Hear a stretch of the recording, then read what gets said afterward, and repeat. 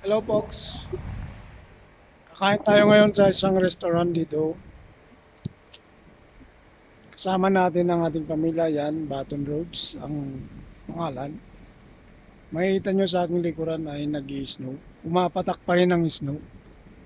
Yan. Pero maliwanag. Maraming ilaw. Buti na lang at maraming ilaw dito sa paligid ng restaurant na ito. Maraming restaurant dito banda.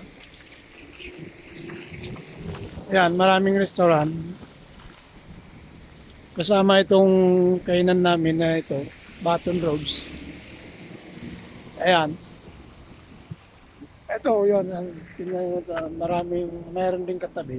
Pero ang gusto ng mga bata ay dyan sa Baton Roads. Yan. Maganda yan dahil maraming pagpipilian. Pwede rin, may mga inumin din dyan. May mga drinks. Kaya pwedeng uminom.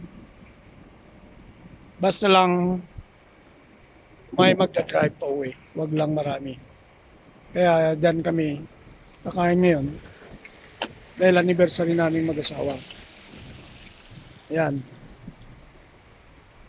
So, hihintay natin ang ating appointment dahil 5 minutes pa daw. 7:30 kasi ang oras na nilagay namin dyan. Pero itong area na ito napakaganda dahil maraming stores doon sa likod ko. May mga outlet. Maraming pagbibilihan pati dyan. Ayan o, sa pinapagkita ko yan, mga bentahan ng sakyan dyan, mga dealership ng sakyan. Puro mga bagong mga sakyan ang binibenta dyan. Kaya maganda yung area na yan. Ito kasi business area. Business area na maraming ang pumupunta araw-araw.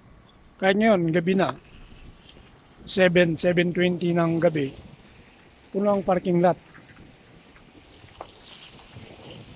Ayan, puno ang parking lot nila. Daming sakyan. At ito, sa loob ng restaurant rin na yan, so, saan kami kakain ay maraming mga kumakain na dyan dahil busy na. Maraming nagpabook. So, ang booking kasi namin ay 7:30. Kaya 7:30 ang